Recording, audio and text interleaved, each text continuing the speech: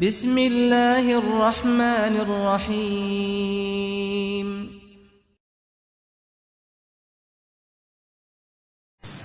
الحمد للہ وحدہ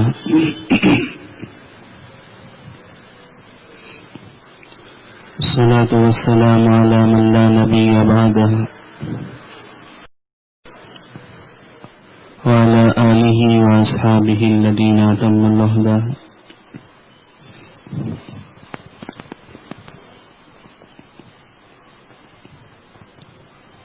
بعد فإن أصدق الحديث كتاب الله وخير الهدي هدي محمد صلى الله عليه وسلم خير الأمور عوازمها وشر الأمور محدثاتها كل محدثة بدعة كل بدعة ضلالة وكل ضلالة في النار.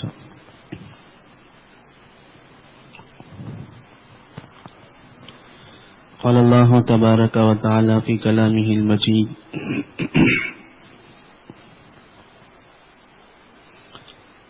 أعوذ بالله من الشيطان الرجيم بسم الله الرحمن الرحيم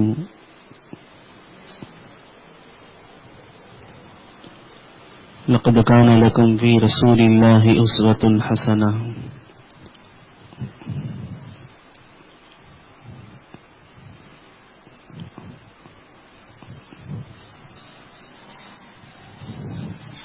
وعن انس رضی اللہ تعالی عنہ قال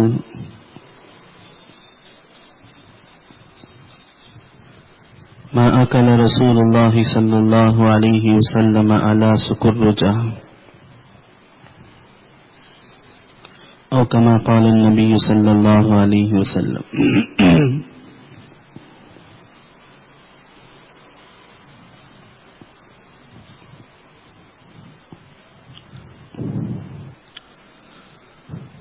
محترم ماں اور بہنوں،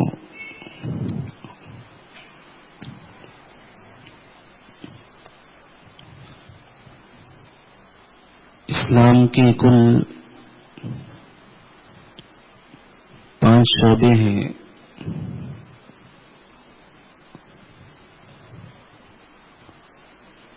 ان 5 شعبوں کو اپنانے کے بعد ہی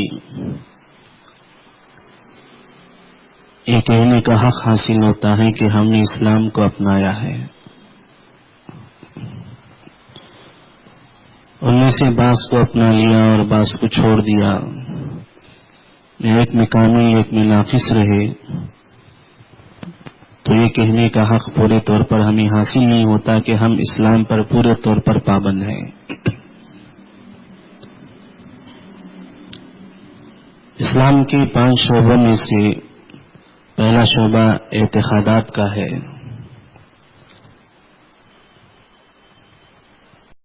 اعتقاد ہمارا وہی ہونا چاہیے جو اسلام نے ہمارے سامنے پیش کیا.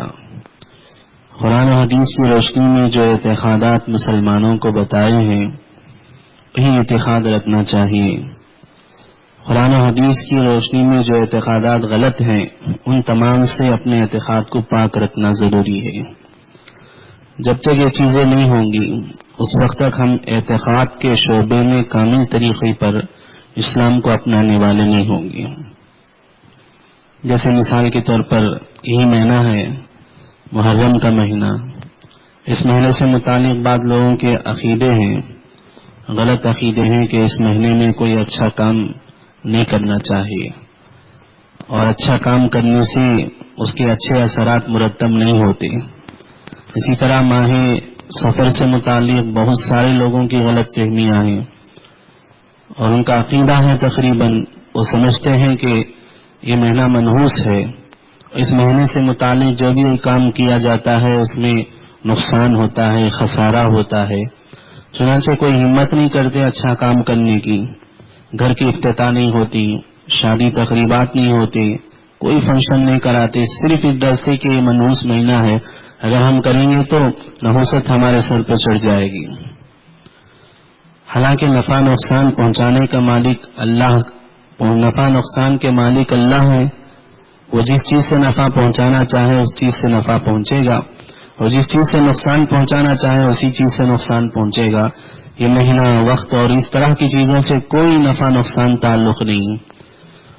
تو اسلام کا ایک عقیدہ، مضبوط عقیدہ یہ ہے کہ نفع نقصان کے مالک اللہ ہیں، نہ کوئی مہینہ ہے، نہ کوئی دن ہے، نہ کوئی وقت ہے.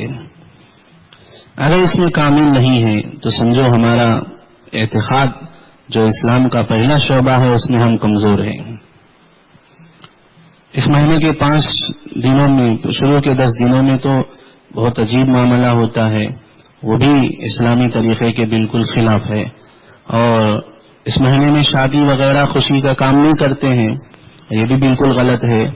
نہ قرآن کی کسی آیت سے ثابت ہے، نہ حدیث کے کسی حدیث سے ثابت ہے، نہ جس زمانے کی اللہ کے نبی صلی اللہ علیہ وسلم نے خیر ہونے کی بشارت دی ہے، جس زمانے کے کام ہمارے لیے دلیل ہے، حجت ہوتے ہیں، اس زمانے میں بھی ایسا نہیں سمجھا گیا ہے، تو بالکل اسلامی تعلیمات کے خلاف ہے.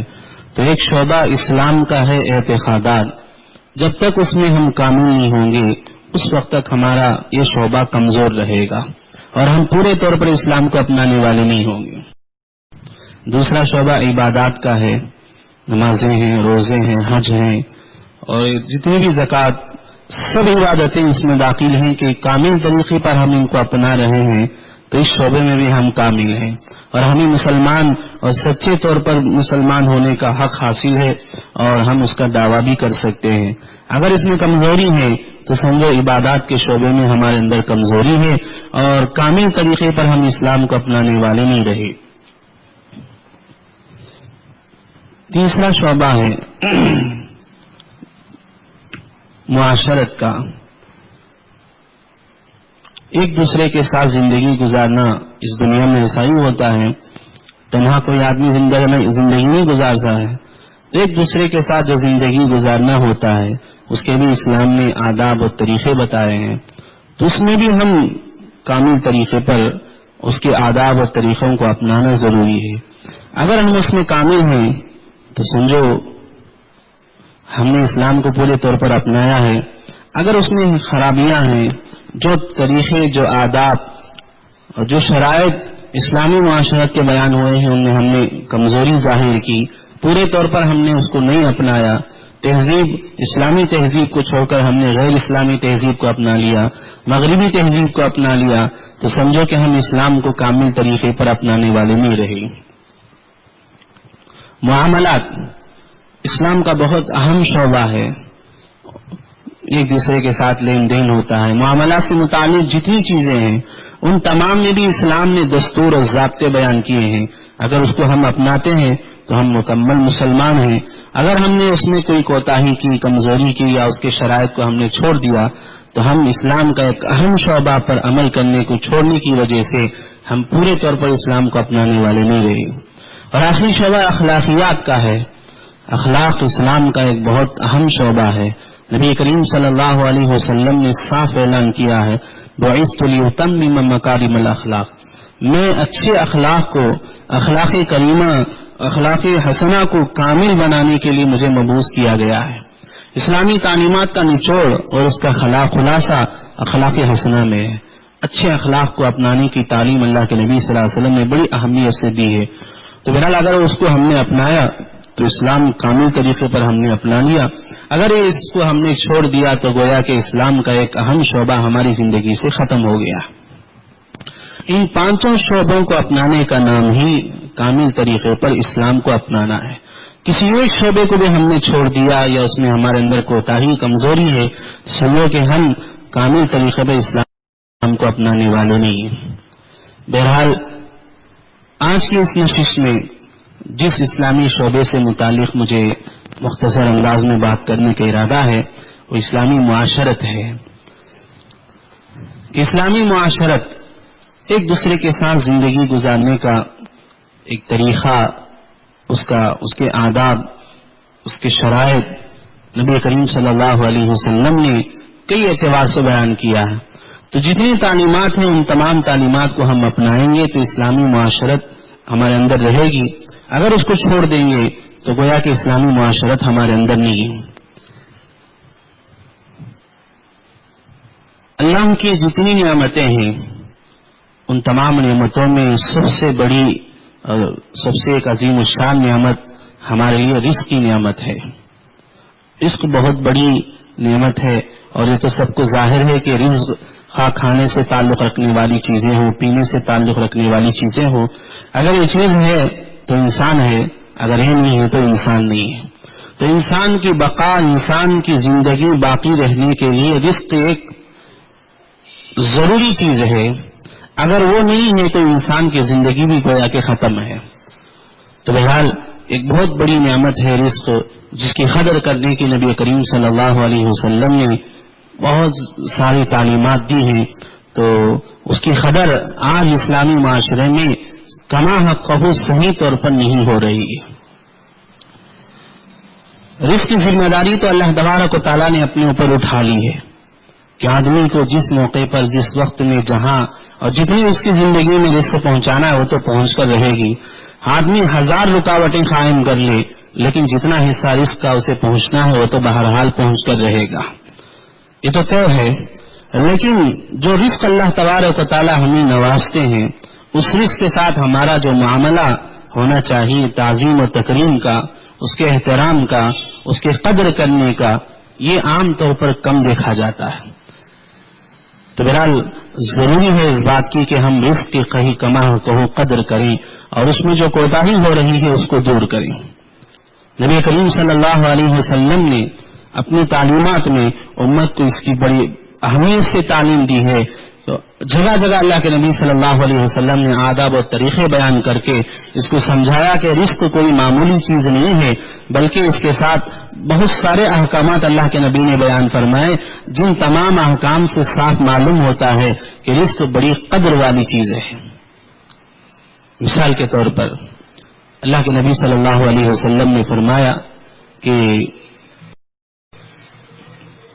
کوئی بھی روزی رزق اللہ تبارک و تعالیٰ ہمیں دیتے ہیں، کھانے سے متعلق چیز ہو یا پینے سے متعلق چیز ہو، تو سب سے پہلا ادب اللہ کے نبی صلی اللہ علیہ وسلم نے یہی بیان فرمایا کہ اللہ کا نام لے کر اس کو استعمال کرو، بسم اللہ پڑھ کر اس کو کھاؤ، بسم اللہ پڑھ کر اس کو پیو. یہ جو حکم ہے اس بات کو اچھی طرح سمجھاتا ہے، اور ہمیں سمجھ میں آتی ہے یہ بات کہ اللہ تبارک و تعالیٰ نے جو رزق روزی ہمیں دی ہے یہ بہت بڑی نعمت ہے، اور اس کا لحاظ، اس کی تعظیم اسی طریقے پر ہے کہ اللہ کا نام لے کر ہم اس کے استعمال کریں. چنانچہ اللہ کے نبی صلی اللہ علیہ وسلم نے صاف اعلان کیا ہے کہ جس کھانے پر اور جس پینے کی چیز پر اللہ کا نام نہیں لیا جاتا ہے وہ شیطان کے حصے میں آ جاتا ہے. چنانچہ روایات میں آتا ہے ایک مرتبہ اللہ کے نبی صلی اللہ علیہ وسلم کے سامنے دسترخوان بچھا ہوا تھا، تو ایک بچی دوڑی ہوئی آئی اور آ کر دسترخوان میں جو کھانے کی چیز رکھی ہوئی تھی اس کی طرف فوراً ہاتھ بڑھایا، گویا کہ وہ بہت دنوں سے بھوکی ہے. اللہ کے نبی صلی اللہ علیہ وسلم نے اس کا ہاتھ پکڑ لیا. تھوڑی دیر کے بعد اور ایک اجنبی صاحب آئے، گویا کہ وہ بہت دور سے سفر سے آ رہے ہیں، بہت دنوں سے فاقہ ہے اور بھوک سے ہیں. چنانچہ آئے اور دسترخوان میں بیٹھے، انہوں نے بھی اپنا ہاتھ آگے بڑھا دیا کھانے کے لیے. اللہ کے نبی صلی اللہ علیہ وسلم نے ان کا ہاتھ بھی پکڑ لیا، اور اس کے بعد اللہ کے نبی صلی اللہ علیہ وسلم نے فرمایا یہ جو رزق ہے اللہ کی بہت بڑی نعمت ہے، اور اس نعمت کی قدردانی اسی میں ہے کہ اس کو استعمال کرنے سے پہلے اللہ کا نام لے کر استعمال کرے. اس سے معلوم ہوتا ہے کہ رزق بہت بڑی نعمت ہے، شروع ہی سے اس کی تعظیم ضروری ہے، اور بسم اللہ پڑھ کر بسم اللہ وعلی برکت اللہ، بسم اللہ الرحمن الرحیم، اللہ کا نام لے کر پڑھنا یہ اس کی قدردانی، اس کی تعظیم ہے. ایک مرتبہ ایک صحابی کھا رہے تھے، اللہ کے نبی صلی اللہ علیہ وسلم ان کو تعجب سے دیکھ رہے تھے. چنانچہ انہوں نے کھانا شروع کیا، اور کھانے کے بعد جب آخری لقمہ ہوا تو اس آخری لقمے کو جب انہوں نے اپنے منہ میں ڈالا تو اللہ کے نبی صلی اللہ علیہ وسلم مسکرائے. تو وہ صحابی پوچھنے لگے کہ اللہ کے نبی صلی اللہ علیہ وسلم جب میں کھا رہا تھا تو آپ غور سے مجھے دیکھ رہے تھے، جب میں آخری لقمہ کھایا تو اس وقت آپ نے مسکرایا، وجہ کیا ہے؟ تو اللہ کے نبی صلی اللہ علیہ وسلم نے فرمایا کہ جب تم نے کھانا شروع کیا اس وقت اللہ کا نام لینا بھول گئے تھے، جس کی وجہ سے تمہارا کھانا شیطان کے حصے میں جا رہا تھا. کھا تو تم رہے تھے لیکن حقیقی اعتبار سے اس کی ساری قوت اور اس کی ساری برکتیں شیطان کے حصے میں جا رہی تھی. جب آخری لقمہ میں تمہیں یاد آ گیا کہ میں بسم اللہ پڑھنا بھول گیا تو تم نے بسم اللہ اولہ وآخرہ یہ پڑھا تو فوراً جتنا کچھ شیطان نے کھایا تھا وہ سارا کا سارا خے کر کے چلا لیا، اور میں اس ماجرے کو دیکھ کر مسکرایا ہوں۔ تو بہرحال رزق ایک اللہ کی بہت بڑی نعمت ہے، اس کی قدر دانی کے آداب اللہ کے نبی نے بہت سارے بیان فرمائے، جس میں ایک یہ ہے کہ اس کو استعمال کرنے سے پہلے بسم اللہ پڑھیں، اللہ کا نام لے کر اسے استعمال کریں۔ دوسرا ادب اللہ کے نبی صلی اللہ علیہ وسلم نے بیان فرمایا کہ کھانا رکھنے سے پہلے دسترخوان بچھا کر اس پر کھانا رکھا جائے، یہ بھی اللہ کے نبی صلی اللہ علیہ وسلم نے بیان فرمایا ہے۔ تو ایک آداب میں سے یہ ہے کہ دسترخوان بچھائی جائے پھر اس کے اوپر کھانے کو رکھا جائے۔ دیکھیے رزق اللہ کی بہت بڑی نعمت ہے، اللہ کے نبی صلی اللہ علیہ وسلم نے فرمایا کہ دسترخوان نیچے بچھاؤ، اس کے اوپر اللہ کے رزق کو رکھو، اس لیے یہ تعظیم کی چیز ہے، اس کی قدر ضروری ہے، اس کا احترام ضروری ہے۔ اس کا احترام اسی میں ہے کہ ہم نیچے کوئی بستر بچھائیں اور اس کے بعد اس کے اوپر اس کو رکھا جائے۔ اور یہ بھی اللہ کے نبی صلی اللہ علیہ وسلم کی تعلیمات میں سے ہے۔ اللہ کے نبی صلی اللہ علیہ وسلم نے فرمایا کہ حضرت جابر نقل کرتے ہیں اللہ کے نبی صلی اللہ علیہ وسلم کے بارے میں کہ ما اکل رسول اللہ صلی اللہ علیہ وسلم علی سکر رجا، اللہ کے نبی صلی اللہ علیہ وسلم میز ٹیبل پر کبھی تناول نہیں فرمائے۔ اللہ کے نبی صلی اللہ علیہ وسلم اس رزق کی قدر دانی میں اور اس کی تعظیم و احترام میں اللہ کے نبی کا معمول یہ تھا، اللہ کے نبی کی سنت یہ تھی کہ آپ نیچے بیٹھ کر کھایا کرتے تھے۔ اوپر بیٹھ کر کھانا اللہ کے نبی صلی اللہ علیہ وسلم سے ثابت نہیں ہے، اور خطبے میں جو حدیث پڑھی گئی اس کا مفہوم بھی یہی ہے کہ اللہ کے نبی صلی اللہ علیہ وسلم میز کرسی پر بیٹھ کر نہیں کھایا کرتے تھے۔ کھانا ایک دم ہم اونچائی میں بیٹھ کر کھائیں یہ بھی طریقہ غلط ہے، یا کھانے کو نیچے رکھ دیں ہم اوپر ہو جائیں یہ بھی کھانے کی تعظیم کے خلاف ہے، یا ہم نیچے رہیں کھانا اوپر ہو جائے یہ نبی کریم صلی اللہ علیہ وسلم کے طریقے کے خلاف ہے۔ ایک مرتبہ حضرت تھانوی رحمۃ اللہ علیہ کو دعوت دی گئی، آپ دعوت میں تشریف لے گئے تو اس دعوت میں دیکھا کہ چیئر ٹیبل رکھا گیا تھا کھانے کے لیے، تو حضرت تھانوی رحمۃ اللہ علیہ چلے گئے تھے، واپس آنا مناسب نہیں سمجھا، اس لیے آپ نے کہا کہ کرسی میں بیٹھ گئے کھانے کے لیے، اور آپ نے فرمایا کہ دیکھو اللہ کے نبی صلی اللہ علیہ وسلم اس طرح اونچائی میں بیٹھ کر نہیں کھاتے تھے، لیکن صراحتاً منع تو نہیں ہے، ناجائز اور حرام تو نہیں ہے، لیکن اس کو اس لیے منع کیا جاتا ہے کہ غیروں کے ساتھ اس میں مشابہت ہے، اور یہ طریقہ تکبرانہ طریقہ ہے، اس سے بڑائی ظاہر ہوتی ہے۔ اللہ کے نبی صلی اللہ علیہ وسلم متواضعانہ عاجزانہ طریقے پر بیٹھ کر کھایا کرتے تھے، لہذا ہم چیئر ٹیبل پر بیٹھ کر کھائیں یہ بڑائی کی علامت ہے، اور یہ کھانے کے ساتھ قدردانی نہیں۔ کھانے کی قدر اس کی تعظیم اسی میں ہے کہ ہم نیچے بیٹھ کر احترام کے ساتھ کھائیں۔ چنانچہ حضرت تھانوی رحمۃ اللہ علیہ نے فرمایا اس میں غیروں کے ساتھ مشابہت ہوتی ہے، وہ لوگ کرسی پر بیٹھ کر کھاتے ہیں، میں مشابہت میں تخفیف اور کمی کر دیتا ہوں اور ان کے خلاف کرتے ہوئے کھا لیتا ہوں، یہ کہہ کر حضرت تھانوی رحمۃ اللہ علیہ نے اپنے دونوں پیروں کو اٹھا کے مدڑ کے کرسی پر بیٹھ گئے۔ وہ کہا کہ وہ لوگ پیروں کو لٹکا کر کھاتے ہیں، اس طرح کھانے میں بے ادبی ہے اور رزق کی ناقدری ہے، اور میں نے پیروں کو اندر کر لیا، چنانچہ ان کی مخالفت بھی ہو گئی اور رزق کی ناقدری بھی نہیں ہوئی۔ تو ہر جگہ ہمارے اسلاف اور خود نبی کریم صلی اللہ علیہ وسلم نے اس کا لحاظ کیا کہ یہ رزق، یہ جو روزی اللہ ہمیں دیتے ہیں یہ کوئی معمولی چیز نہیں ہے، اس کو اللہ نے اپنے ذمے لے کر جہاں جتنے موقع پر جتنا حصہ ہمیں پہنچانا ہے ضرور پہنچا کر رہیں گے، لیکن ہمارے اوپر ضروری ہے کہ ہم اس کی قدر کریں، چنانچہ اللہ کے نام کھا کر لے کر استعمال کریں اور باادب بیٹھ کر اس کو کھایا کریں، ایسے طریقے پر نہ بیٹھیں جس طریقے سے بڑائی ظاہر ہوتی ہو۔ حضرت قاری امیر حسن رحمت اللہ علیہ کے بارے میں آتا ہے کہ ایک مرتبہ ایک مکان میں کھانا رکھا گیا، قالین بچھی ہوئی تھی، قالین موٹی تھی، قالین پر بیٹھنے کا نظم بنایا گیا تھا، اور جو دسترخوان بچھا ہوا تھا وہ قالین سے 1 انچ نیچے تھا، کوئی زیادہ نیچے میں بھی نہیں تھا، قالین اوپر اور دسترخوان جو بچھا ہوا تھا 1 انچ نیچے میں تھا، اور اس پر کھانے رکھے ہوئے تھے۔ تو حضرت قاری صاحب رحمۃ اللہ علیہ تشریف لائے اور سارے مجمع آپ کے انتظار میں کھڑا ہوا تھا. چنانچہ آپ بیٹھے تو سارے بیٹھ گئے. تو حضرت بیٹھتے ہوئے فوراً کھڑے ہو گئے استغفار کرتے ہوئے. تو لوگ پریشان ہوئے, پوچھا کہ کیا بات ہے؟ کہ رزق نیچے رکھا ہوا ہے, ہم اوپر بیٹھ رہے ہیں, یہ رزق کے ساتھ ناقدری ہے, یہ رزق کے ساتھ تعظیم نہیں ہے. رزق کی تعظیم یہ ہے کہ ہم بالکل اس کے برابر میں بیٹھے. چنانچہ حضرت نے سختی سے انکار کیا. اس کے بعد اس جگہ سے اٹھایا گیا اور بالکل برابر رکھا گیا. تو اس کے بعد حضرت بیٹھ کر کھانا کھائے. تو ہر جگہ ہمارے اسلاف اس کا لحاظ کرتے تھے کہ ہمارے کسی بھی عمل سے کھاتے وقت میں کھانے کی ناقدری نہ ہو جائے, روزی کی ناقدری نہ ہو جائے. تو بہرحال اللہ کے نبی صلی اللہ علیہ وسلم کا یہ معمول تھا کہ آپ چیئر ٹیبل پر بیٹھ کر نہیں کھایا کرتے تھے, بلکہ زمین پر بیٹھ کر عاجزانہ انداز میں کھایا کرتے تھے. ہندوستان کے صدر جمہوریہ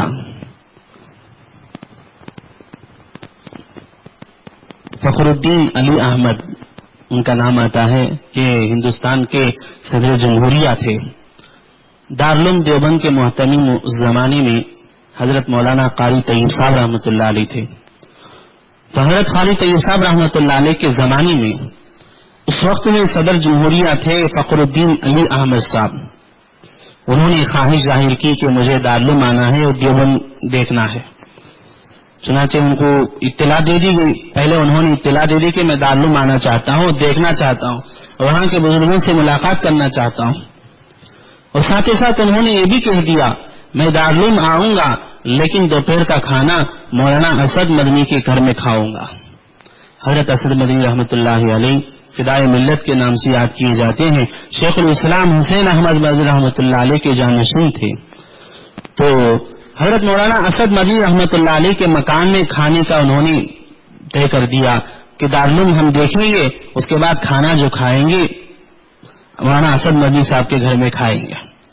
اور یہ بات تو طے ہے کہ صدر جمہوریہ کوئی معمولی مقام کا نہیں ہوتا, اعلیٰ درجے کے ہوتے ہیں اور ان کے لیے مستقل باڈی گارڈ ہوتے ہیں, فوجی ہوتے ہیں, اور وہ جہاں جاتے ہیں اور کھاتے ہیں ان کے کھانے کو دیکھا جاتا ہے اور جانچا جاتا ہے کہیں زہر تو نہیں ملا دیا گیا, اور جس مکان میں کھایا جاتا ہے اس مکان کو بھی دیکھا جاتا ہے کہ ان کے شان کے موافق ہے, ان کے شان کے خلاف ہے. چنانچہ آپ دارالعلوم آنے سے پہلے یہ جو آپ کے فوجی تھے وہ آئے اور دارالعلوم کا موازنہ کیا. اس کے بعد جس مکان میں بیٹھ کر جس حال میں کھانا تھا مولانا اسد مدنی رحمۃ اللہ علیہ کے مکان میں, وہاں گئے اور پوچھا کہ کھانے کا نظم کہاں ہوگا. مولانا اسد مدنی رحمۃ اللہ علیہ نے فرمایا کہ یہیں اسی جگہ پر ہوگا, ہم زمین میں نیچے چٹائی بچھائیں گے اور زمین پر بٹھا کر کھلائیں گے. فوجی غصہ ہو گئے کہ صدر جمہوریہ ہیں اور ان کو آپ زمین پر کھلائیں گے. چنانچہ بات دلی تک پہنچ گئی کہ مولانا اسد مدنی رحمۃ اللہ علیہ صدر جمہوریہ کو زمین پر بٹھا کر کھلانا چاہتے ہیں, جو ان کے شان کے بالکل خلاف ہے. لوگوں نے جو دیوبند میں بڑے بڑے تھے ذمہ دار, انہوں نے حضرت اسد مدنی رحمۃ اللہ علیہ سے کہا کہ آپ یہ کیا کہہ رہے ہیں, آپ ان کو چیئر ٹیبل کا انتظام کر دو, وہ صدر جمہوریہ ہیں. تو انہوں نے بڑی عجیب بات فرمائی, کہا کہ میرے گھر میں اگر ان کو کھانا ہے تو زمین ہی پر بیٹھ کر کھانا پڑے گا, اگر وہ زمین پر بیٹھ کر کھانا پسند نہیں کرتے تو میرے گھر میں ان کو کھانے کی دعوت نہیں ہے. صدر جمہوریہ مکان پر آنے کو کہیں تو ہم کیا کچھ نہیں کرتے ہیں. آج کے زمانے کے مسلمان کے معلوم ہو جائے کہ صدر جمہوریہ ہمارے گھر پر آئیں گے اور وہ فلاں انتظامات کے بغیر ہمارے گھر نہیں آئیں گے. اسلام کے خلاف جتنے بھی انتظامات ہو ہم کرنے کے لیے تیار ہو جائیں گے, صرف اس کی خوشامدی کے لیے, تاکہ صدر جمہوریہ ہمارے ہاں آئے اور خوش ہو کر جائیں. یہ ہمارا حال ہے. لیکن ہمارے بڑوں کا حال دیکھیے, انہوں نے صاف کہہ دیا تو اگر آ کر کھانا چاہتے ہیں تو زمین پر کھائیں گے, ورنہ دعوت منسوخ ہے. تو بات پہنچی دلی تک, وہ بھی کوئی معمولی نہیں تھے. فخر الدین علی احمد کے پاس جب یہ بات پہنچی کہ اس طرح مولانا اسد مدنی فرماتے ہیں کہ آپ کو نیچے کھلائیں گے ورنہ نہیں کھلائیں گے, کہا کہ میں انہیں کے گھر کھاؤں گا اور زمین پر بیٹھ کے کھاؤں گا. تو انہوں نے منظوری دے دی. چنانچہ بہرحال جب دارالعلوم تشریف لائے صدر جمہوریہ, دارالعلوم کا نظارہ کیا اور دیکھنے کے بعد مولانا اسد مدنی کے مکان پر پہنچے اور جا کر کھانے کا پورا نظم کیا گیا تھا. چنانچہ وہاں کے جو بڑے تھے ذمہ دار یو پی کے وزیر اعلیٰ, وہ بھی حضرت کے صدر جمہوریہ کے ساتھ تھے. تو صدر جمہوریہ وزیر اعلیٰ کے ساتھ بلاتے ہوئے عجیب جملہ انہوں نے اس وقت فرمایا. انہوں نے کہا کہ آؤ ہماری تہذیب پر آج کھانا کھائیں گے. صدر جمہوریہ وزیر اعلیٰ کے ہاتھ پکڑ کر یہ کہہ رہے ہیں کہ آج آؤ ہم ہماری تہذیب پر کھانا کھا رہیں گے. تو دیکھیے صدر جمہوریہ خود اس کی قدر کر رہے ہیں اور یہ کہہ رہے ہیں, اعلان کر رہے ہیں کہ یہ تہذیب ہماری تہذیب ہے, یہ اسلامی طریقہ ہے کہ ہم زمین پر بیٹھ کر کھائیں. عذر ہے, پریشانی ہے, نیچے نہیں بیٹھ سکتے ہیں, وہ الگ مستقل مسئلہ ہے, نہ ناجائز ہے نہ حرام ہے, آرام سے اوپر بیٹھ کے کھا سکتے ہیں. اسلام نے سہولتیں فراہم کی ہیں, دین بالکل آسان ہے, کوئی تنگی اس میں نہیں, لیکن بغیر ضرورت کے, بغیر پریشانی, بغیر عذر کے, اسلام کے طریقے کے خلاف, انگریزوں کے طریقے کے خلاف, مغربی تہذیب کے خلاف کیے بغیر, مغربی تہذیب کی موافقت میں ہم اس طرح کھائیں گے, یہ اللہ کی دی ہوئی جو بڑی نعمت ہے اس کے ساتھ قدردانی ہوگی یا نہ قدری ہوگی. تو بہرحال بہت ضروری اس بات کی ہے کہ اللہ کی اس نعمت کی ہم جیسی قدر کرنی چاہیں ویسی قدر کریں. قدر کا مطلب صرف وہ نہیں ہے جو ہمارے ذہن میں ہے کہ اس طرح کرے گا تو قدر, اس طرح نہیں کریں گے تو ناقدری ہے, بلکہ اس سے متعلق جتنے آداب بیان کیے گئے ہیں اور جتنی مستحبات اور سنتیں بیان کیے گئے ان تمام کو اپنانے ہی سے ہم اس رزق کی اور اس روز دی ہوئی اللہ کی نعمت کی قدر کرنے والے ہوں گے.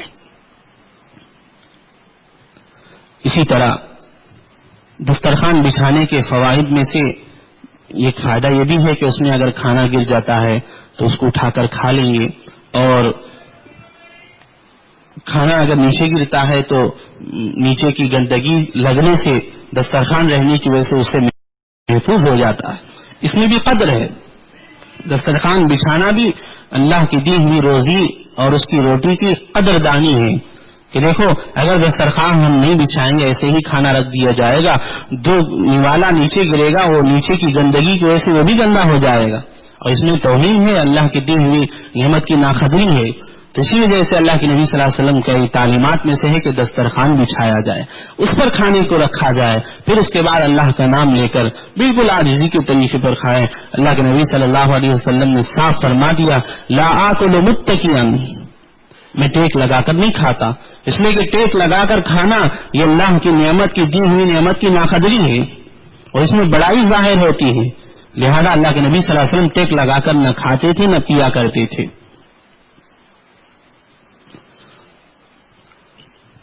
تو اسلامی آداب میں سے جو کھانے سے متعلق ہیں اور روزی کی سے متعلق ہیں اس میں ایک یہ بھی ہے کہ جو بھی دانہ نیچے گر جاتا ہے یا برتن میں باقی رہ جاتا ہے اس کو بھی ضائع کیے بغیر اس کو بھی استعمال میں لائیں. اگر ہم استعمال کرتے ہیں تو ہم استعمال کریں, اگر ہمارے استعمال سے دور ہے تو کم سے کم اللہ کی جو دوسری مخلوق ہے اس کے استعمال میں پہنچا دیں.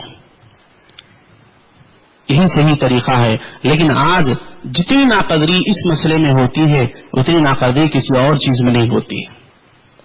مثال کے طور پر برتن میں پانی لیا ہم نے اور برتن میں پانی لے کر جتنا پینا تھا پی لیا, اس کے بعد آخر میں نیچے بچ جاتا ہے تو اس کو ایسے پھینک دیتے ہیں اور ذرا بھی احساس تک نہیں ہوتا ہے کہ بہت سارے ایسے مقامات ہیں جہاں ایک ایک پانی کے خطرے کے لیے لوگ ترس رہے ہیں اور ہم بچا ہوا پانی ایسے ہی پھینک دیتے ہیں. چائے ہم نے پی اور چائے پینے کے بعد آخر میں کچھ حصہ ہم بچا دیتے ہیں, وہ ہماری شان سمجھتے ہیں یا ہماری عزت سمجھتے ہیں, پتہ نہیں ہم کیا سمجھتے ہیں. اللہ حفاظت فرمائے, کچھ حصہ آخر میں ہم بچا دیتے ہیں, وہ پتی کی وجہ سے ہو یا کسی وجہ سے بھی ہو, تو اس حصے کو بچانے کے بعد ہم یوں ہی رکھ دیتے ہیں. اس کو کیا کیا جاتا ہے, اٹھا کے پھینک دیا جاتا ہے. دودھ کا کچھ حصہ ہم نے آخر میں بچا دیا اور بچانے کے بعد اس کے استعمال میں نہیں آتے, اٹھا کے پھینک دیتے. کہاں پھینکتے ہیں؟ جہاں اللہ کی کوئی مخلوق اسے استعمال نہیں کر سکتی, نالے میں ڈال دیتے ہیں, اشین میں ڈال دیتے ہیں, ایسی جگہ جہاں کے ذریعے سے گندگی میں پہنچ جائے اور کوئی اسے استعمال کے قابل نہ رہے. ہمارے اسلاف اس کا بڑا اہتمام کرتے تھے, ایک ایک دانے کا قدر کرتے تھے, ایک ایک قطرے کی قدر کیا کرتے تھے. حضرت تھانوی رحمت اللہ علیہ کے بارے میں آتا ہے, ایک مرتبہ آپ بیمار تھے, چنانچہ ایک صاحب آپ کے لیے دودھ لے کر آئے تحفے میں, تو دودھ لائے برتن میں اور لا کر حضرت تھانوی رحمت اللہ علیہ کو دیے. تو حضرت تھانوی رحمت اللہ علیہ نے اس کو لیا اور پیا. آخر میں چند خطرات باقی رہ گئے تھے, ایک دو گھونٹ جسے پیا جا سکتا ہے اتنا باقی رکھ کر پھر لیٹ گئے. تھوڑی دیر کے بعد حضرت بیدار ہوئے اور برتن کو تلاش کیا تو برتن بالکل خالی اور صاف رکھا ہوا تھا.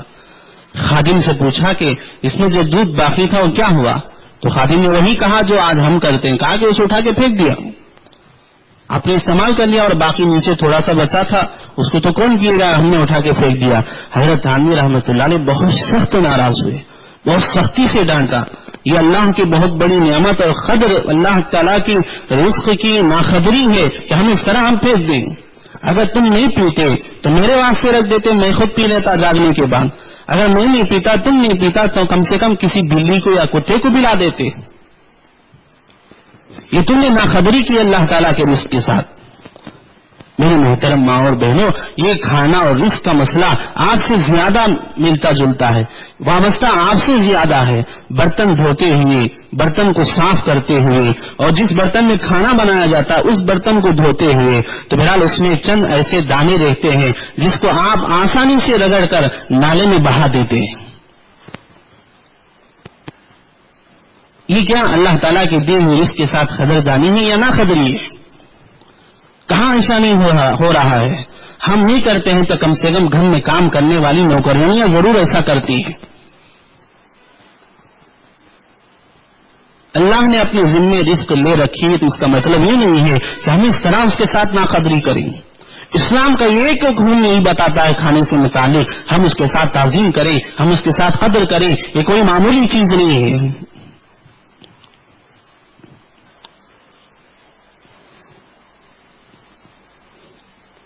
حضرت مولانا تقی عثمانی صاحب دامت برکاتہم فرماتے ہیں کہ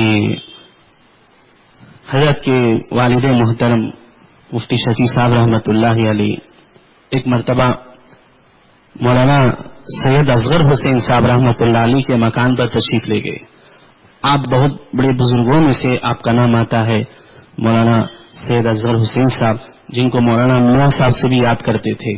بہرحال ان کی زندگی کے حالات پڑھ کر اور ان کے واقعات کو دیکھ کر صحابہ کی زندگیاں اور ان کے حالات یاد آ جاتے تھے.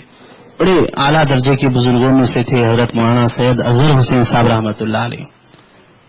تو ان کے ایک مرتبہ مفتی شفیع صاحب رحمۃ اللہ علیہ ان کے مکان پر پہنچے. اتفاق سے کھانے کا وقت تھا تو حضرت نے کھانے کو بلایا تو دسترخوان پر مفتی شفیع صاحب رحمۃ اللہ علیہ بیٹھ گئے. مفتی تقی عثمانی صاحب دامت برکاتہم فرماتے ہیں کھانے سے فارغ ہونے کے بعد میرے والد محترم نے دسترخوان اٹھانا چاہا اور دسترخوان کو مروڑا تو حضرت مولانا سید اصغر حسین صاحب رحمۃ اللہ علیہ نے میرے والد کے ہاتھ کو پکڑ لیا. کہا کہ کیا کرتے ہو؟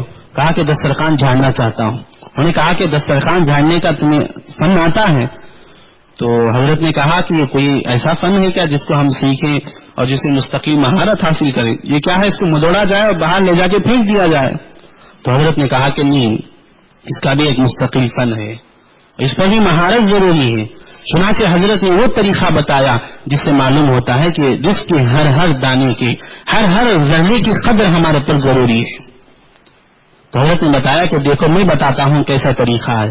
چنانچہ اس وقت روٹی کھائی گئی تھی گوشت کے سالن کے ساتھ, تو اس میں روٹی کے ٹکڑے اور روٹی کے چھوٹے چھوٹے ذرات پڑ گئے تھے دسترخوان میں, اور اسی طرح گوشت کے ٹکڑے جو ہم نہیں کھا سکتے جیسے چکنا والا ہوتا ہے یا جو ہمارے کھانے کے قابل نہیں ہوتا وہ بھی دسترخوان میں ڈال دیا جاتا ہے.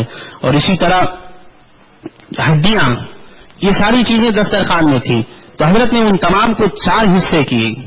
جو روٹی کے بڑے ٹکڑے تھے جو کنارے میں موٹا رہنے کی وجہ سے کچا رہنے کی وجہ سے نہیں پکتا ہے تو حضرت نے اس کو ایک طرف کیا, اور روٹی کے جو چھوٹے چھوٹے ذرات چھوٹے چھوٹے ٹکڑے تھے جو توڑتے ہوئے نیچے گر جاتے ہیں اس کو ایک طرف کیا, اور جو گوشت کے ٹکڑے تھے جو ہمارے کھانے کے قابل نہیں تھے اس کو ایک طرف کیا, اور ہڈیاں جس میں معمولی گوشت لگے رہتے اس کو ایک طرف کیا.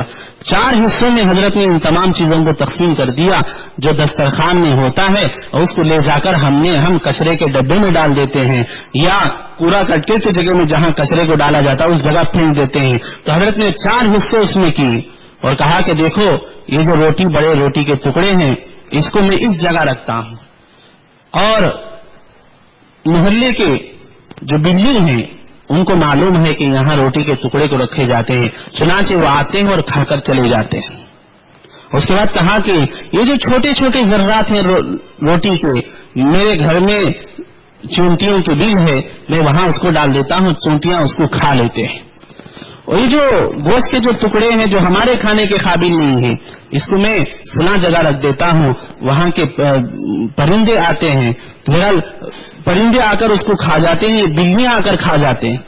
وہ بوٹیوں کے بارے میں کہا کہ اس کو بلیاں کھا جاتے ہیں، اور روٹی کے جو بڑے بڑے ٹکڑے ہیں اس کے بارے میں کہا کہ پرندے آتے ہیں اور یہاں سے اٹھا کر لے کر چلے جاتے ہیں. اور باقی جو ہڈیاں ہیں میں اس کو فلاں جگہ رکھ دیتا ہوں، اور محلے کے کتے جانتے ہیں، وہ آ کر اس کو کھا جاتے ہیں. اس طرح ہماری کوئی چیز ضائع نہیں ہوگی، اور دسترخوان اٹھانے کا طریقہ یہی ہوتا ہے. میری محترم ماں اور بہنوں، دیکھیے ہم نے کھا بھی لیا اور مخلوق بھی کھلا دیا، اور ایک خطرہ بھی اور ایک دانہ بھی اور ایک ذرہ بھی ضائع نہیں ہوا. یہ ہوتی ہے رزق کی قدردانی. ہمارے اسلاف نے جو طریقہ اپنایا ہے اور اپنے بعد آنے والوں کے لیے جو نمونہ چھوڑ کر گئے ہیں، اس لیے نہیں کہ سنیں اور چھوڑ دیں، بلکہ ہم نے ایسا طریقہ بنا لیا ہے کہ اللہ حفاظت فرمائے. بالخصوص شادیوں کے موقع پر تو دیکھ کر کلیجہ منہ کو آتا ہے، لگن جاتا ہے کہ کہیں اللہ تعالیٰ کی طرف سے عذاب نہ آ جائے. قحط کا اور روزی کی ذمہ داری اللہ تبارک و تعالیٰ جو لے کر ہم لوگوں تک پہنچائے ہیں، تو اللہ تعالیٰ اس سلسلے کو ختم کرا دے. کیا کیا جاتا ہے؟ دسترخوان میں ہر چیز ڈال دی جاتی ہے، سب چیز کو لپیٹ کر اچھی جگہ میں پھینک دیا جاتا ہے جہاں کوئی کھانے کے قابل نہ رہے. اور گھروں میں بھی ایسی چیزیں جو ہمارے کھانے کے قابل نہیں ہیں، ان تمام چیزوں کو لپیٹ کر ایسی جگہ پھینک دیتے ہیں، ایسی جگہ ڈال دیتے ہیں جہاں کوئی اللہ کی مخلوق نہ کھا سکے. تو بہرحال اس کی قدردانی ہمارے اوپر بہت ضروری ہے. تو اس کی قدردانی یہی ہے کہ ہم جتنے بھی اسلامی آداب ہیں جو اللہ کے نبی صلی اللہ علیہ وسلم نے بیان فرمائے ہیں، ان تمام کو ہم پڑھیں، اس کے مطابق عمل کریں گے تو انشاءاللہ رزق کی صحیح معنی میں ہم لوگ قدر کرنے والے ہو جائیں گے. اگر اس میں ایک بھی ہم چیز بھول جائیں گے یا ہم اس میں لاپرواہی کریں گے تو اس میں قدر کرنے کے بجائے ناقدری ہونے کی وجہ سے، جیسا کہ اللہ تعالیٰ خود فرماتے ہیں وَقَلِيلٌ مِّنْ عِبَادِيَ الشَّكُورُ، میرے بندوں میں سے میری نعمتوں کی قدر کرنے والے بہت کم ہوتے ہیں. میں نے اتنی ہر قسم کی نعمتوں سے اپنے بندوں کو نوازا ہے، لیکن قدر کرنے والے بہت ہی کم ہوتے ہیں. تو میری محترم ماں اور بہنوں، یہ رزق جو انسان کی زندگی کا مدار اسی پر ہے، اگر یہ نہیں ہے تو انسان کی زندگی گویا کہ ختم ہے. تو اگر اس چیز کو ہم استعمال کرتے ہوئے یہ آداب اور طریقوں کو ہم اپنا لیں گے تو انشاءاللہ رزق کے ذریعے سے جو برکتیں انسان کی طبیعت میں حاصل ہوں گی وہ کبھی بھی ختم نہیں ہوں گی. مثال کے طور پر یہی چیز کھانے کے بعد اللہ تعالیٰ ہمیں ایمانی طاقت سے نوازیں گے، ایمانی انوار سے ہمارے دل کو بھر دیں گے، اور عبادتوں میں جذبہ، عبادتوں کی طرف شوق اور نیکیوں کی طرف دل کا میلان، یہ ساری چیزیں ہم کو جو حاصل ہوں گی یہ رزق کے صحیح استعمال کی وجہ سے ہے. رزق حلال سے ہم نے تو رزق کو حاصل کر لیا، حلال کمائی سے تو ہم نے رزق کو حاصل کر لیا، لیکن بیٹھ کر کھانے کے اصول میں، ضابطے میں ہم نے اللہ کے نبی صلی اللہ علیہ وسلم کے طریقوں کو چھوڑ دینے کی وجہ سے، رزق کی ناقدری کرنے کی وجہ سے اس کے جو انوار اور برکتیں تھیں وہ ساری کی ساری چیزیں ہمارے زندگی سے ختم ہو جاتی ہے. بہرحال اس میں اللہ نے برکت رکھی ہے. یہ برکت اسی وقت حاصل ہوگی جبکہ حلال طریقے سے کھانے کے ساتھ ساتھ نبی کریم صلی اللہ علیہ وسلم کے بتائے ہوئے طریقے کے مطابق ہم اس کو استعمال کریں.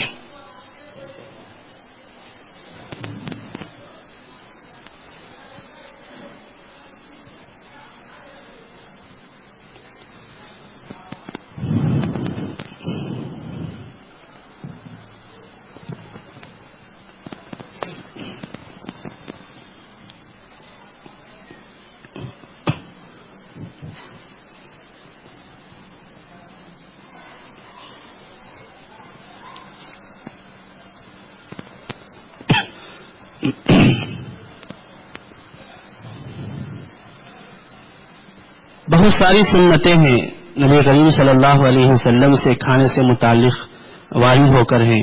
ان تمام سنتوں کو ہم اپنائیں، ہمارے لیے بہت ضروری ہے. نبی کریم صلی اللہ علیہ وسلم سے بیٹھنے کے طریقے بھی ہیں، کھانے کے وقت کس طریقے سے بیٹھ کر کھایا جائے، اور پینے کے بھی آداب ہیں.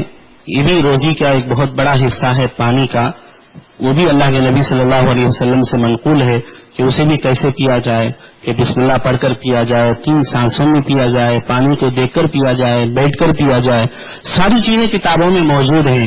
ہم ایسی کتاب تلاش کریں جس میں ساری چیزیں موجود ہیں اور ان کو ہماری زندگی کے ترقی کے لیے اور اسلام اور دین کے طریقے پر بنانے کے لیے ہم پر ضروری ہے کہ ایسی کتاب کو ہم گھر میں رکھ کر اس کا مطالعہ کریں اور ہمارے سامنے وہ کتاب پڑھی جائے تو انشاءاللہ ہماری زندگیوں میں تبدیلی آئیں گی اور جس کے معاملے میں جو ناقدری ہمارے سے ہو رہی وہ ساری چیزیں ختم ہو جائیں گی. ہر سنت میں اللہ تبارک و تعالیٰ نے بڑی برکت رکھی ہے، کھانے سے متعلق ہو یا پینے سے متعلق. دنیاوی فائدہ بھی اس میں ہے اور آخرت کا فائدہ ہے ہی ہے. مثال کے طور پر اب دیکھیے پینے سے متعلق ایک سنت ہے. اللہ کے نبی صلی اللہ علیہ وسلم نے فرمایا پانی جب پیا جائے تو اس کو دیکھ کر پی. اور یہ ایسی سنت ہے جس میں آخرت کے فائدے کے ساتھ ساتھ دنیا کے بھی بے شمار فائدے متعلق ہیں. ایک مرتبہ ایک یہودی مسجد نبی پر سے گزرا. اللہ کے نبی صلی اللہ علیہ وسلم مسجد نبی میں صحابہ کو تعلیم دے رہے تھے اور پانی پینے کا طریقہ بتا رہے تھے. چنانچہ اللہ کے نبی صلی اللہ علیہ وسلم نے طریقے بتاتے ہوئے کہا کہ کوئی بھی آدمی پانی پیے تو پانی کو دیکھ کر پیے. تو وہ یہودی سن لیا اس کو اور اپنے گھر گیا اور جا کر رات میں سونے کے وقت میں اس وقت میں پوری بتیاں اور لائٹ وغیرہ بند کر دیتے تھے. چنانچہ بند کر کے جب سونے لگے اور رات میں پینے کی ضرورت پڑی تو اس وقت میں اس نے اپنی بیوی سے کہا کہ پانی لے کر آؤ. تو بیوی گئی اور پانی لا کر شوہر کے حوالے کر دی. تو اس نے کہا کہ بتی روشن کرو، لائٹ جلاؤ. تو اس زمانے میں بتیاں ہوتی تھی، جلائی جاتی تھی. تو بیوی نے کہا کہ جلانے کی کیا ضرورت ہے، جس برتن سے میں لائی ہوں بالکل بند برتن تھا اور جس برتن میں میں پانی لائی ہوں بالکل صاف برتن ہے، پھر اسے روشن کرنے کی کیا ضرورت ہے، اسے ہی پی لو. اس نے کہا کہ نہیں بالکل روشن کرو. اس کی بیوی جب تیار نہیں ہوئی تو یہ خود گیا اور جا کے اپنے ہاتھوں سے بتی کو روشن کیا. اس روشنی میں جب جس برتن میں پانی لایا گیا تھا اس میں پانی کو دیکھتا ہے تو عجیب اتفاق یہ ہوا کہ اس پانی میں نیچے بچھو بیٹھا ہوا ہے. تو اس نے سوچا، فوراً اسے اللہ کے نبی صلی اللہ علیہ وسلم کے بتائے ہوئی تعلیم یاد آ گئی. اس نے کہا کہ یہ تعلیم پانی سے متعلق اس نے اللہ کے نبی نے یہ بتایا ہے کہ اس کو دیکھ کر پیو. آج میں نے اس پر عمل نہ کرتا تو میری زندگی ہی ختم ہو جاتی. ایک ایک سنت میں جب دنیا کے اتنے فائدے ہیں تو ساری سنتوں کو ہم اپنائیں گے تو آخر کتنے فائدے دنیا سے متعلق ہوں گے. یہ فوراً صبح ہوتے ہی وہ اللہ کے نبی صلی اللہ علیہ وسلم کی خدمت میں گیا اور اسی ایک سنت کی تعلیم پر عمل کرنے کی وجہ سے اللہ نے اسے اسلام کی دولت سے نوازا اور اللہ کے نبی صلی اللہ علیہ وسلم کے دست مبارک سے اسلام کا کلمہ پڑھ لیا. تو بہرحال آج ضروری ہے، اسلامی معاشرت میں بہت ساری چیزیں غیروں کی دیکھا دیکھی آ گئی ہیں، تو معاشرت کو کامل طریقے پر اسلامی معاشرت بنانا ضروری ہے. اسے یہی طریقہ ہے کہ اللہ کے نبی نے جو اصول اور ضابطے بیان کیے اس کو ہم اپنائیں. کھانے سے متعلق ہو، پینے سے متعلق ہو، گھر میں رہنے سے متعلق ہو، گھر میں آتے ہوئے گھر میں جاتے ہوئے، رات کو سوتے ہوئے سو کر جاگتے ہوئے، اپنے بچوں کے ساتھ رہتے ہوئے اللہ کے نبی صلی اللہ علیہ وسلم نے ہر ایک کے ساتھ آداب بیان فرمائے ہیں. تو ہمارے لیے ضروری ہے کہ ان تمام آداب کو ہم اپنائیں، تبھی ہماری زندگی کامل طریقے پر اسلامی زندگی ہوگی اور ہمارا معاشرہ بھی اسلامی معاشرہ ہوگا. آج ہم کھا رہے ہیں اور ہمارا تصور اور خیال ہے کہ حلال طریقے سے ہم کھا رہے ہیں اور ہم پی رہے ہیں. ہمارا تصور اور خیال ہے کہ ہم نے حلال طریقے سے کما کر اس پانی کو لے کر ہم پی رہے ہیں. لیکن آخر کیا بات ہے، وہ برکتیں جو ہمارے بزرگوں کو پہلے طریقے پر ملی تھی آج ہم کو نہیں مل رہی ہیں. ہم یہ تو سوال کرتے ہیں، یہ تو شکایت ہمارے ذہنوں میں آتی ہے، لیکن جن طریقوں کو اپنانے کی وجہ سے اللہ نے ان کی زندگیوں میں برکتیں دی تھی، ان کی زندگیوں میں انوار سے نوازا تھا، وہ طریقے ہم چھوڑ کر آخر بھلا ہم کو کیسے وہ انوار اور برکتیں مل سکتی ہیں. لہٰذا میرے محترم ماؤں بہنوں، بہت ضروری ہے کہ رزق کے معاملے میں بڑا احتیاط رکھیں، کسی بھی قسم کی ناقدری نہ کریں، دانے دانے کی قدر کریں اور ہر پینے سے متعلق چیزیں ہوں، کھانے سے متعلق چیزیں ہوں، کوئی چیز ضائع نہ ہو. اللہ کے نبی صلی اللہ علیہ وسلم وہ حدیث تو مشہور ہے، آپ نے فرمایا ایک صحابی جو جاری پانی کے پاس ندی پر بیٹھ کر وضو کر رہے تھے، انہوں نے ایک سے زائد مرتبہ جب وضو کو دھو لیا تو اللہ کے نبی صلی اللہ علیہ وسلم نے فرمایا کہ اس طرح مت کرو، اسراف ہے. انہوں نے پوچھا کہ اللہ کے نبی صلی اللہ علیہ وسلم کیا اس میں بھی اسراف ہوتا ہے؟ تو اللہ کے نبی نے بتایا کہ ہاں اس میں بھی اسراف ہے. جتنی ضرورت ہے اتنا لینے کے بجائے اس سے زیادہ لیا جائے یہ بھی اسراف ہوتا ہے. جب بہتا پانی کو ضرورت سے زیادہ لینے سے اسراف ہوتا ہے، وہ بھی عبادت کے لیے وضو کرنے کے لیے، تو ہم پینے کے لیے ضرورت سے زیادہ پانی لے لیں، کھانے کے لیے ضرورت سے زیادہ کھانا لے کر اس کو نالے میں پھینک دیں یا اس کی ناخبری اور توہین کریں تو کیا اس کی وجہ سے ملامتیں نہیں ہوں گی؟ اس کی وجہ سے اللہ تعالیٰ کی طرف سے لعنتیں نہیں اتریں گی؟ ہماری زندگیوں سے برکتیں ختم نہیں ہوں گی؟ تو بہرحال آج ضروری ہے ان چیزوں کو ہم اپنائیں. دعا کریں کہ اللہ تبارک و تعالیٰ ہم تمام کو اللہ کے نبی صلی اللہ علیہ وسلم کے بتائے ہوئے تمام طریقوں کو اپنانے کی توفیق عطا فرمائے. بالخصوص رزق سے متعلق جو ہماری غفلت ہو رہی ہے، لاپرواہی ہو رہی ہے، اللہ ہم اس غفلت اور لاپرواہی سے بچائیں. کھانے سے متعلق، پینے سے متعلق سارے آداب کو اپنانے کی توفیق عطا فرمائے. وآخر دعوانا الحمدللہ رب العالمین. اللهم لك الحمد لك الشكر يا الله. اللهم صل على محمد وعلى آل محمد وبارك وسلم عليه. ربنا اغفر لنا ذنوبنا وإسرافنا في أمرنا وثبت أقدامنا وانصرنا على القوم الكافرين. اللهم فقهنا في الدين وعلمنا القرآن الحكيم. اللهم أعنا على تلاوة القرآن وذكرك وشكرك وحسن عبادتي. اللهم إنا نسألك الصحة والعفة والأمانة وحسن الخلق والرضا بالقدر. اللهم ارزقنا علم التوحيد وعمل الإخلاص وحسن الخاتمة. اے اللہ ہم سب کے گناہوں کو معاف فرما، سیئات کو حسنات میں بدل فرما. اے اللہ ہر قسم کے گناہوں کو معاف فرما، خطاؤں کو درگزر فرما. اے اللہ اپنی خصوصی رحمت سے مالا مال فرما. اے اللہ ہمارے اوپر ہمارے ساتھ رحم و کرم کا معاملہ فرما. اے اللہ اپنی محبت سے مالا مال فرما. اے اللہ تیری خشیت نصیب فرما. اے اللہ تیری اطاعت نصیب فرما. نافرمانی سے بھرپور حفاظت فرما. اے اللہ ہمیں سچا پکا مسلمان بنا دے. اسلام کے تمام شعبوں کو اپنانے کی توفیق نصیب فرما. اے اللہ ایمان کامل نصیب فرما. اے اللہ عمل صالح نصیب فرما. اے اللہ حسن خاتمہ کی دولت سے مالا مال فرما. اے اللہ اخلاق حسنہ سے مالا مال فرما، اعمال صالحہ سے مالا مال فرما. اے اللہ نبی کریم صلی اللہ علیہ وسلم سے سچی محبت نصیب فرما، آپ کی سچی اطاعت نصیب فرما. اے اللہ بدعات سے بھرپور حفاظت فرما، رسم و رواج سے اے اللہ بھرپور حفاظت فرما. ایک ایک سنت کو جان کر اس کے مطابق عمل کرنا نصیب فرما. اے اللہ رسم و رواج سے بھرپور حفاظت فرما، نیک اعمال کی توفیق سے مالا مال فرما. اے اللہ فرائض کو پابندی کی توفیق نصیب فرما. اے اللہ واجبات و سنن مستحبات کی بھی پابندی کی توفیق نصیب فرما. اے اللہ ناجائز کاموں سے، نافرمانیوں سے بھرپور حفاظت فرما. اے اللہ نیک خواہشات ہمارے دلوں میں نصیب فرما. اے اللہ بری خواہشات سے بھرپور حفاظت فرما. اے اللہ جنت نصیب فرما، جنت والے اعمال نصیب فرما. جہنم سے حفاظت فرما، جہنم والے اعمال سے اے اللہ تیری ناراضگی سے بھرپور حفاظت فرما. نبی کریم صلی اللہ علیہ وسلم نے اے اللہ جتنے خیر سے لئی سے دعائیں مانگی ہیں اے اللہ ان میں ہمارا بھرپور حصہ نصیب فرما. جتنے شروع سے اللہ کے نبی نے حفاظت اے اللہ پناہ مانگی ہے ان تمام سے ہمیں بھی اللہ حفاظت فرما. اے اللہ ہم بھی ان سے پناہ مانگتے ہیں. اے اللہ جب تک باقی رکھ، اے اللہ ایمان پر باقی رکھ. اے اللہ جب خاتمہ ہو تو حسن خاتمہ کی دولت سے مالا مال فرما. اے اللہ غیروں کی مشابہت سے اے اللہ غیروں کی تہذیب کو اپنانے سے بھرپور حفاظت فرما. اے اللہ سنتوں کی پابندی کی توفیق سے مالا مال فرما. اے اللہ اخلاص نصیب فرما، تقوی و پرہیزگاری نصیب فرما. اے اللہ حیا نصیب فرما. اے اللہ حیا ایمانی نصیب فرما. اے اللہ ایمانی حیا نصیب فرما. اے اللہ اسلامی پردہ نصیب فرما. اے اللہ بے پردگی سے بھرپور حفاظت فرما.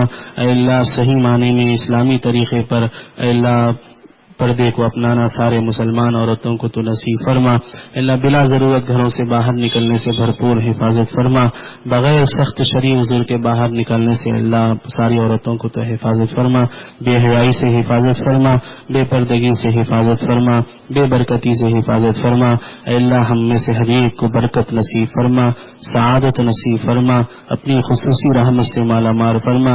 اے اللہ ہم میں سے ہر ایک کو ترقیات سے مالا مال فرما. اے اللہ سعادتوں سے مالا مال فرما. اے اللہ ہم میں سے ہر ایک پریشان ہے، کسی نہ کسی اعتبار سے پریشانی میں مبتلا ہے، سب کو اے اللہ پریشانی کو دور فرما. اے اللہ راحت والی زندگی نصیب فرما، اے اللہ خوشیوں سے مالا مال فرما، اے اللہ ظاہری باطنی ہر قسم کی خوشیوں سے مالا مال فرما، اے اللہ کامیابیوں سے مالا مال فرما، رکاوٹوں سے بھرپور حفاظت فرما، حلال نصیب فرما، حلال جگہ خرچ کرنا نصیب فرما، حرام سے بھرپور حفاظت فرما، فضول اے اللہ اسراف سے حفاظت فرما، اے اللہ رزق جو بہت بڑی نعمت ہے، اے اللہ بہت بڑی نعمت ہے، اے اللہ اس کی قدردانی کی توفیق نصیب فرما، کسی بھی قسم کی ناقدری سے بھرپور حفاظت فرما۔ ربنا تقبل منا انك أنت السميع العليم وتب علينا إنك أنت التواب الرحيم، صلى الله تعالى على خير خلقه محمد وعلى آله وأصحابه أجمعين برحمتك يا أرحم الراحمين والحمد لله رب العالمين۔